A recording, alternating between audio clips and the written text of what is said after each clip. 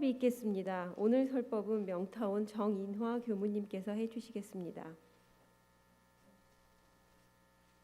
반갑습니다. 네, 도반님들 서로 인사 나누시지요? 반갑습니다. 건강하게 긴 장마와 코로나 속에서도 이렇게 건강한 모습으로 뵐 수 있어서 정말 고맙습니다. 안타깝게도 이번 긴 장마로 인해서 열반하신 분들도 있고 생사를 알 수 없는 분들도 많이 생겼습니다. 또한 코로나로 인해서 수백 명의 동포들이 열반에 들었습니다. 이 시간에는 자연재해로 인해서 열반에 든 동포들을 위해서 먼저 기도부터 시작을 하겠습니다. 잠시 합장해 주시기 바랍니다. 거룩하신 법신불 사은이시여, 이번 집중호우로 피해를 입고 희생된 동포들을 위해 기도드립니다. 큰 빗물로 인하여 유명을 달리하신 영령들의 황망한 죽음을 생각할 때 참으로 안타깝고 슬픈 마음입니다. 그들의 영로를 밝은 빛으로 크게 인도하시어 해탈 천도되게 하소서. 우리들의 이기적 탐욕과 분별 없는 생활이 지구의 빙하를 녹이고 무지와 야만으로 인하여 새로운 바이러스가 창궐하게 되어 수많은 인류가 희생되고 마침내 커다란 자연의 재앙을 맞게 되었나이다. 이 시간 저희들은 자연의 순리와 하늘의 이치를 거스른 교만과 무지를 돌이켜 참회하오니 자비와 사랑으로 용서하여 주소서.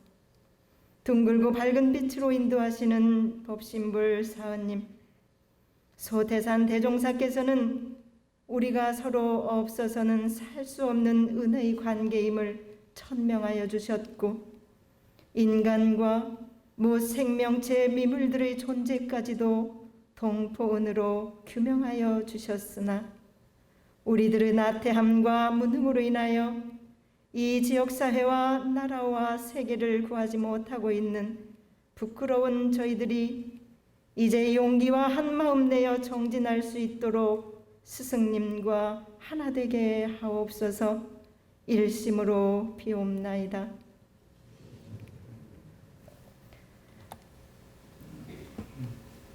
대종사님께서는 정전 수행편에 신고와 기도장에 이렇게 말씀을 해주셨죠. 사람이 출세해서 이 세상을 살아가기로 하면 자력과 타력이 같이 필요하다. 그런데 자력은 타력의 근본이 되고 타력은 자력의 근본이 된다. 이렇게 말씀을 해주셨습니다. 우리가 신앙하면 어떤 절대자에게 의지만 하는 어떤 절대자 타력의 힘에만 의지해서는 안 되는 것이죠. 자력을 아울러 행할 때 타력의 힘은 더욱 빛을 발하게 되고 또한 신앙은 시너지를 얻게 되는 것입니다. 예컨대 가뭄에, 올해는 비가 너무 많이 왔지만 가뭄에 비를 내려주십시오 하고 우리가 기도를 합니다. 그러면 계속 기도만 하고 있으면 될까요? 우리가 해야 할 일은 무엇이죠? 물을 최대한 아껴 쓰는 것입니다. 비를 내려주십시오라고 하면서 하늘의 힘, 진리의 힘, 바로 타력의 힘을 빌리는 것입니다. 아울러서 최대한 물을 아껴 쓰고 또한 물을 찾아 계속 어떤 일을 해야 되겠죠. 만약에 쌀이 떨어져서 우리 집안에 곤궁하게 되었다. 그렇다면 쌀을 주십시오. 배고프니 쌀을 주십시오라고 계속 질전에 기도만 하고 있을 것인가? 아니죠. 일을 찾아다니면서 내가 쌀을 살 수 있는 일을 하고 쌀을 구할 수 있도록 자력적으로 뭔가 일을 하면서 또한 기도를 해야 되겠죠. 우리가 교화를 하고 싶다. 저에게 하는 말입니다. 교화를 하고 싶다. 그러면 교화의 대상을 두고 사무친 기도를 하고 그 기도에 따라서 대상을 향해서 끊임없는 정성을 들이고 동시에 그 방법을 마련하고 실행해야 되겠죠. 이것이 자력을 세우는 공부입니다. 오늘 우연찮게도 우리 김명진 도반님께서 심거와 기도 경강을 해주셨는데 저도 오늘 기도를 가지고 여러분들과 함께 하고 있습니다. 속담에 이런 말이 있죠. 하늘은 스스로 돕는 자를 돕는다. 즉 하늘은 스스로 노력하는 사람을 성공하게 만든다는 뜻이죠. 그래서 어떤 일을 이루기 위해서는 자신의 노력 또한 아주 중요함을 이르는 말입니다. 기도란 내가 어떻게 정해놓은 목표를 향해서 간절히 구하기도 하지만 찾고 두드리는 그러한 행동도 포함된다라고 생각을 합니다. 그래서 타력과 자력이 서로 근본이 되고 바탕이 되는 거죠. 지금의 강남교당이 이루어지기까지 천불도량 불사를 위한 천일 기도와 외부인 권선봉투와 기도, 그리고 만불전 기화불사 등 스토리가 있는 교당을 만들기 위해서 참여하도록 권선과 재능기부, 또한 강남교당 모든 도반들의 재정적 후원, 그리고 봉공회, 여성회가 함께 했던 바자회와 아름다운 나눔장터, 천불 마스크, 지금 천불 마스크 다시 만들어야 될 것 같습니다. 천불 마스크, 천불 인형, 천불 파이, 요리교실 강의, 천불 돼지저금통, 이렇게 해서 12,528명의 기부자들이 있어서 이 도량을 만들었죠. 우리 여기 계신 우리 도반님들께서는 심구와 기도에 자력과 타력을 아우르는 이 위력을 여러분들은 경험하시고 함께 하셨던 위대한 분들이십니다. 이렇게 우리 강남교당은 천불도량 비전 선포 후에 자력적인 릴레이 기도와 적극적인 노력으로 타력의 은혜가 함께해서 이 불사를 이루셨죠. 저희들이 이 공간에서 살면서 정말 행복한 신앙 공동체 생활과 교화 성장을 위해서 함께 신앙하고 있습니다. 그래서 늘 감사하고 있습니다. 우리가 타력에 치우치는 사람은, 그러니까 자력에 치우친 사람은 자칫 오만에 빠지기 쉽고 타력에 치우친 사람은 무기력해지기 쉽습니다. 자, 우리가 신구와 기도장에서도 대종사님께서 밝혀주셨듯이 기도라고 하는 것이 어떻습니까? 상황에 따라 때로는 감사기도 하고 때로는 사죄를 하기도 하고 때로는 지혜를 구하기도 하고 결정될 심구와 기도를 하기도 합니다. 그래서 심구와 기도는 타력을 얻는 길이기도 하고 원불교 신앙의 방법이기도 합니다. 대산종사님께서는 그렇게 말씀하셨죠. 기도는 좌선이 성분에 이르는 큰 길이다. 그리고 기도는 성불에 이르는 무슨 길이다? 지름길이다. 이렇게 말씀을 해주셨습니다. 어제 우리가 법인절 결제 기도를 했습니다. 코로나에도 불구하고 한 50여 명 함께 동참해 주셨습니다. 기도를 마치고 어느 도반님과 이야기를 나누는데 우리가 한 번 오시면 한 7, 80명씩 오는데 지난번엔 작게 온 거예요. 어제. 그러니까 어느 도반님이 말씀을 하십니다. 왜 이 기도가 성불의 지름길이라고 하는데 왜 오늘 기도를 다 안 왔을까? 주말인데 직장도 안 나가고 주말인데 왜 기도를 안 나왔는지 모르겠네 라고 말씀을 하시는 거예요. 그래서 제가 오늘 설교할 때 법인 기도에 동참하라고 말씀 많이 드릴게요. 말씀드렸습니다. 법인절 기념식과 더불어서 5일이 남았습니다. 오전 10시와 또 저녁 7시에 법인절 특별 기도가 있으니까 시간 되는 대로 동참해서 기도에 함께 하시기 바랍니다. 대체로 저를 보면 나에게 급한 일이 있고 중요한 일이 있을 때는 꼭 뭐를 해요? 기도를 해요. 기도가 잘 돼요. 정성을 모아요. 그런데 좀 편안해질 때는, 그렇지 않을 때는 깊이 있게 하지 않게 됩니다. 그냥 일상을 그냥 살게 되죠. 제가 요즘 생각을 해보니까 기도하는 마음의 기본 자세는 모든 일에 감사해야 하겠다. 우리 도반님들과 가끔 이렇게 앞에 놔둬서 교감님과 말씀을 나누다 보면 정말 정성스럽게 신앙 수행하시는 분들이 한결같은 마음이 뭐냐면 감사 생활하고 기도 생활이더라고요. 그래서 기도하는 마음에, 그러니까 감사하시는 분들은 늘 끊임없이 정확하게 어김없이 기도를 하시더라고요. 그래서 기도하는 마음의 기본 자세는 일상의 모든 일에 감사하는 것이다. 대종사님께서 이 세상의 모든 것들이 서로 은혜 아님이 없으니 모두가 은혜이다 하시면서 은혜 사상을 내주셨고, 그리고 원망 생활을 감사 생활로 돌리자고 하시면서 원불교인들의 신앙생활 표준을 말씀해 주셨습니다. 성경에도 있죠. 범사에 감사하라는 말씀. 이 말씀은 곧 평범한 곳에 곧 진리가 있고 거기에 무궁한 은혜가 있음을 우리는 신앙과 수행을 통해서 깨달아 알고 실행하라는 말씀이시죠.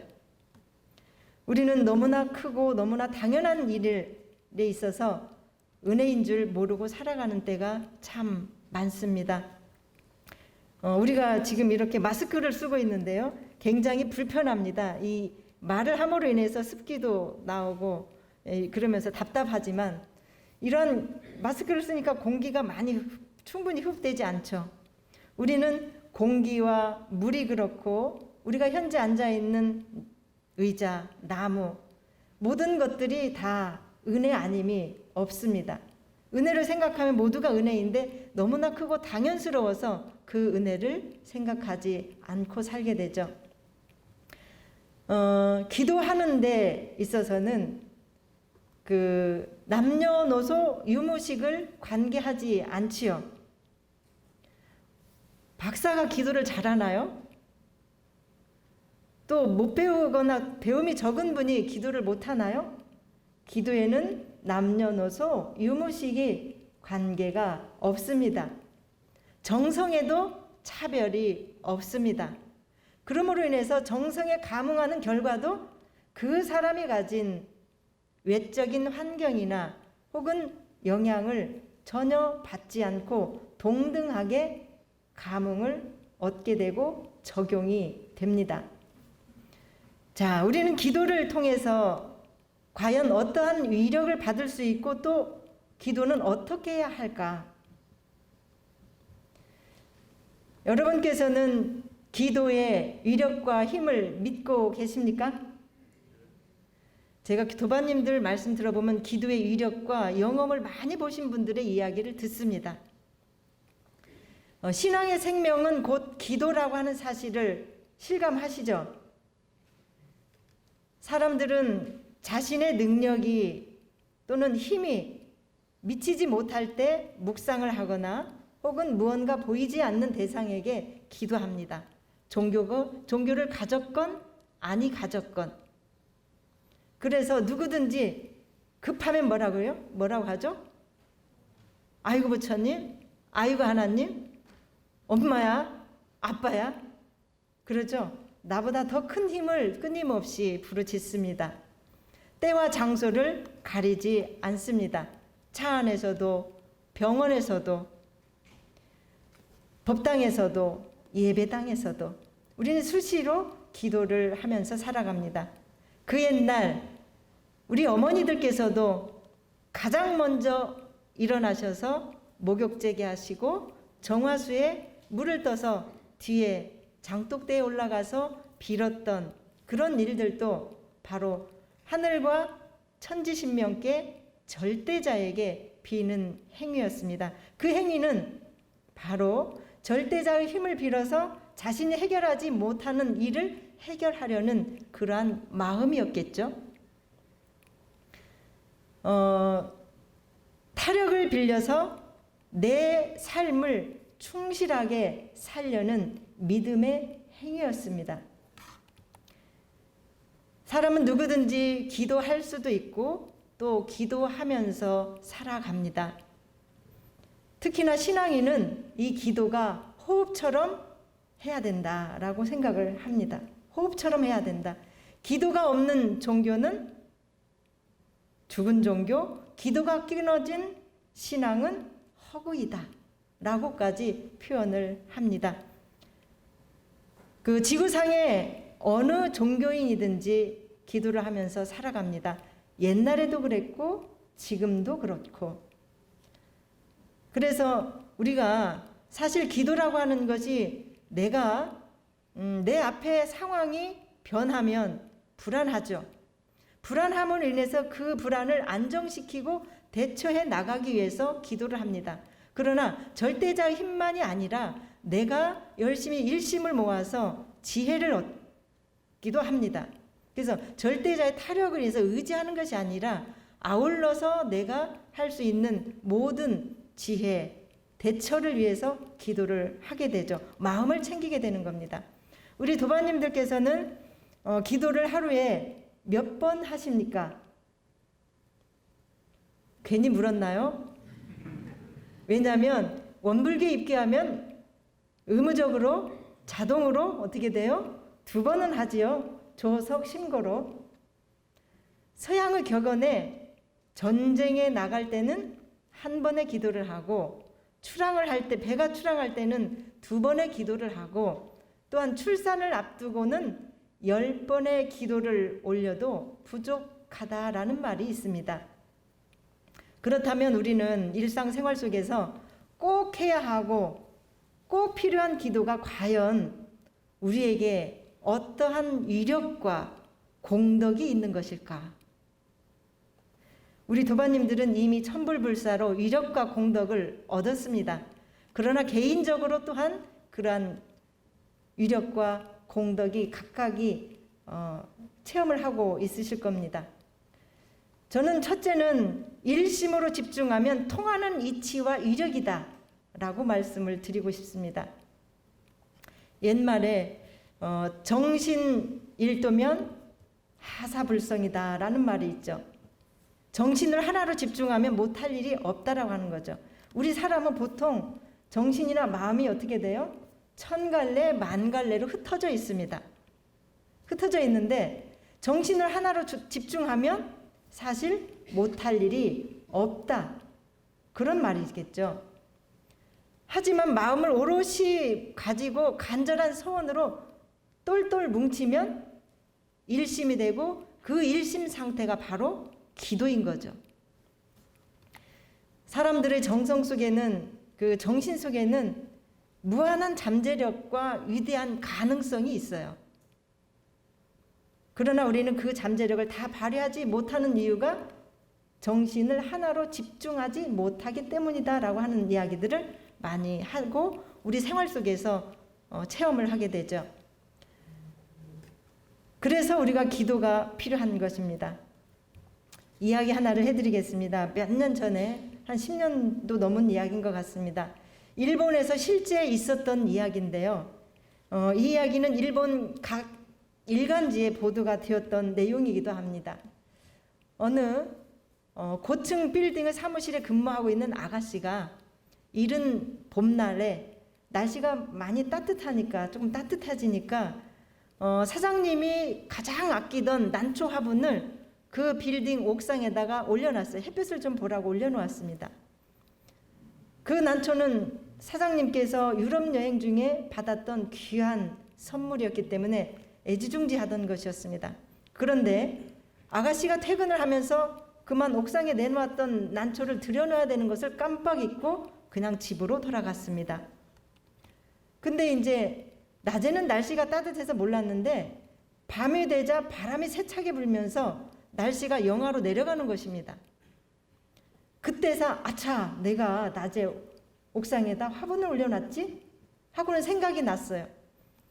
하지만 빌딩은 전체적으로 문을 닫기 때문에 아가씨는 거기를 들어갈 수가 없는 상황이었습니다. 아가씨는 마음이 몹시 불안하고 아팠습니다. 사장님께 혼날 것이 두려운 게 아니었고 자기의 순간적인 실수로 인해서 그 난초가 얼어 죽고 그 추위에 고통받을 걸 생각하니까 마음이 아팠던 거예요. 마음이 착한 보살의 아가씨였던 모양입니다. 아가씨는 밤이 새도록 엎드려서 기도를 합니다. 그리고 난초에게 자기의 마음을 전했대요. 난초야, 난초야. 나의 실수로 인해서 너에게 추위로 고통을 받게 했구나. 미안하다. 너도 생명이니까 오늘 하루만 꼭 견뎌다오. 꼭 살아서 산다면 내가 다시는 너에게 이런 고통을 주지 않고 너를 정말 아름답게 귀하게 잘 돌봐주겠다. 그러면서 이 생명 앞에 간절히 그 마음을 기도로서 전한 것입니다. 자, 여러분 생각하기에 이제 영하로 완전히 떨어진 날씨에 우리 그 봄에 갑자기 일어나는 경우 있잖아. 그런 거예요. 여러분이 생각하기에 그렇게 기도한다고 난초가 안 죽을까요? 어떻습니까? 걸겠어요? 죽을까 안 죽을까? 어디에 걸겠습니까? 안 죽는다? 안 죽으니까 교모가 와서 얘기하겠죠. 기온이 영하로 뚝 떨어지는 바람에 이제 그렇게 생각했는데 그렇게 했는데 안 죽었다고 합니까? 이튿날 아침에 밖에 나와 보니까 그 바람과 추위에 동네마다 난리가 났어요. 간판이 떨어지고 엉망이 됐던 거예요. 그래서 자기는 또 사무실로 막 달려가서 옥상에 있는 난한테 먼저 달려갔습니다. 그러자 기적 같은 일을 보았습니다. 이미 죽었을 것으로 생각했던 난초가 이파리 하나 상하지 않고 밤사이 꽃잎까지 새로 하나를 피워냈더라는 겁니다. 그리고 그 아가씨를 반기더라는 겁니다. 다른 화초들은 그 옥상에 올려놨던 다른 사무실에서랑 올려놨던 난초 화분들은 다 죽었어. 이렇게 죽은 거 알죠? 추위에 얼어 죽은 이렇게 다 죽었던 겁니다. 꺾여서 죽었는데 유일하게 그 난초만은 살았다는 겁니다. 그 아가씨가 그 난초를 껴안고 감격해서 울고 있는 장면을 각 신문 기자가 찍어가지고 소개됐던 기사였습니다. 교도님들은 이 일을 어떻게 생각하세요? 혹시 우리 경사님 나무를 많이 키우고 화초를 키우시고 농원에서 늘 1년 360 계시는 봉타원님과 경사님 어떠세요? 이런 마음과 기운이 통합니까? 네, 실제 생활에서 겪으신 이야기십니다. 예. 이 아가씨와 난초 사이에 마음의 교류가 이루어졌다고 믿습니까? 예. 이런 현상을 심령과학에서는 뭐라고 하죠? 텔레파시라고 합니다. 그리고 종교에서는 영적 감흥이라고 하죠. 대종사님께서 천도품 29장에 이런 말씀을 하셨습니다. 천지에는 서로 묘하게 통하는, 묘하게 응하는 이치가 있다. 그래서 사람이 땅에다 곡식을 심은즉 땅도 곡식을 심고 비료를 주면 땅도 무정한 것이고 비료도 무정한 것이지만은 그 곡출에 효과의 차이를 내나니 무정한 곡식도 그러하거든 하물며 최령한 사람이 그 어찌 정성에 감흥이 없겠는가. 그래서 마음과 마음이 통하고 기운과 기운이 서로 응하는 것은 마치 전기와 전기가 서로 통하는 것과 같다라고 하는 말씀을 해주신 본문이 있습니다. 우리가 8월 21일 다가오는 법인절입니다. 원불교에서는 원기 4년 8월 21일에 밤에 길용리 옥녀봉 아래 구간도실에서 9분 선지님들께서 창생을 위해서 죽기로써 기도를 하시고 죽어도 여한이 없다는 사모 여한의 기도를 올리셨습니다. 그 사모 여한의 정신이 하얀 백지장에 혈인으로 나타났습니다. 그것을 기리는 것이 원불교 법인절이죠. 대종사님께서 이 혈인을 보시고 하신 말씀이 뭐라셨냐면 바로 그대들의 일심의 증거다 했습니다. 일심의 증거다. 그래서 우리가 기도를 하면 일심으로 통하는 이치가 있다라고 하는 거죠. 이처럼 사람이 정신과 마음이 일심이 되면 그 어떤 일이라도 통하는 이치가 상상하지 못할 이력으로 나타난다고 하는 것. 그래서 사실 우리는 기도를 통해서 알 수 있겠다. 그래서 기도는 나 자신과 통함이요, 너와 나의 통함이요, 또한 진리와의 통함이다. 두 번째로 기도는 영단을 키워주고 영감을 얻게 한다는 겁니다. 사람의 영성은 수양을 하고 기도를 하면 그 영단이 뭉쳐서 영감이라고 하는 선물을 얻게 됩니다. 우리 도반님들 기도 일천정성 하시는 분들 보면요, 다 영감이 있으세요. 영감의 선물들을 가지고 계시더라고요. 그래서 일상생활 속에서 그 영감의 위력과 은혜를 입으면서 이루지 못할 일들을 이루게 되는 사례들을 저희는 많이 보게 되고 듣게 됩니다. 저의 출신 교당인 익산에 만성교당이 있었습니다. 정인화 교모 출신 교당이요, 익산에 만성교당이에요. 만인의 성인들이 난다는 만성교당이에요. 다음에 퀴즈 낼지도 몰라요. 정인화 출신 교당이 어디냐? 만성교당. 그 교당, 만성교당에 홍만행님이라는 교도님이 계셨어요. 이분은 일찍 결혼을 하셨는데 20대에 남편이 돌아가셨어요. 일찍 사별을 하셨습니다. 거기에는 2명의 아들이 있었어요. 2명의 아들을 거느리면서 살아가는데 굉장히 힘이 들었습니다. 20대에 혼자 된 그 여인네의 삶이 얼마나 힘드셨겠어요.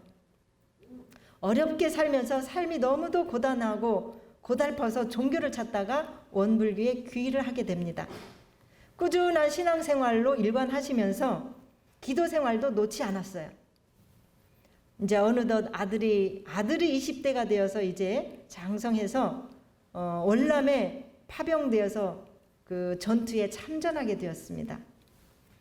이 불안한 어머니는 아들을 위해서 100일 기도를 올렸습니다. 3일은 교무님과 함께 교당에서 100일 기도를 하고 그 뒤로는 당신 혼자서 조석으로 기도를 올렸습니다. 새벽 기도를 빠지지 않았습니다. 어머니 홍만행님의 기도 덕분에 아들은 무사히 월남전 파병에서 전투를 마치고 제대 군 복무를 마쳤습니다. 귀국한 아들이 하루는 어머니께 이런 이야기를 합니다.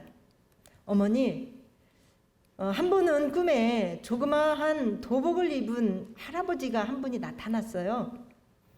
그러더니 너 내일 아무 데도 가지 말아라. 내 말 꼭 명심해야 된다. 이렇게 하고 당부를 하더라는 겁니다.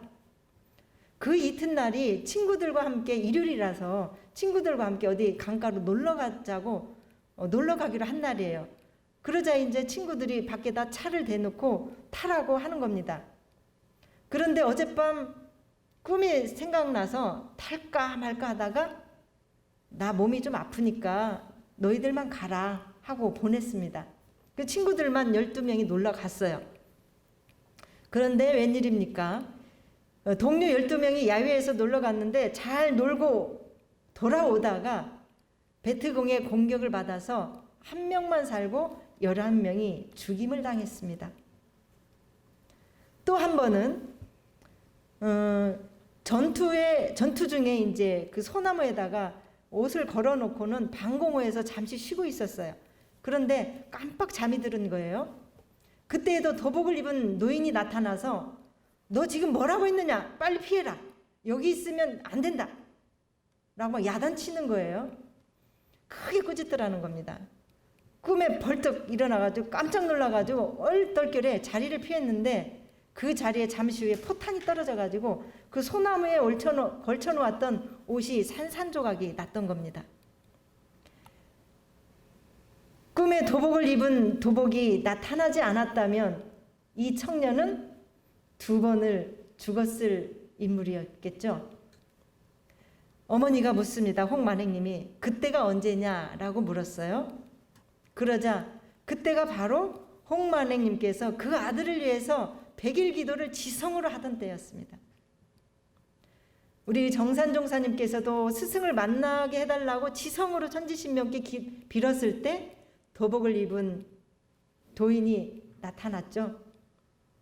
그 도인이 나중에 알고 보니 소태산 대종사님이었다라는 그 이야기는 우리가 잘 알고 있습니다. 이렇듯 기도는 나의 염원과 나의 감정과 나의 의지와 나의 믿음을 한데 묶어 이루게 해달라고 간절히 비는 신앙의 행위이고 그 위력이 현실에 나타나는, 결코 기도는 헛되지 않다라고 하는 것은 100번 1000번을 말해도 당연한 말입니다.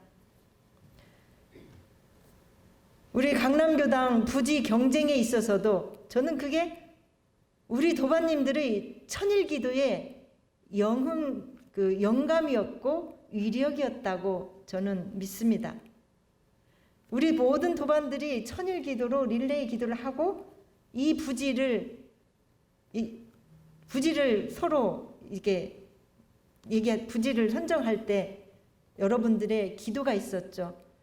이 부지를 갖고자 하는 많은 경쟁자를 뚫고 이 부지를 선정받게 된 그것도 여러분들의 영감이요 기도의 위력이다라고 저는 믿습니다. 세 번째로 기도는 강한 믿음과 신념으로 나를 변화시킨다라는 생각을 해봅니다.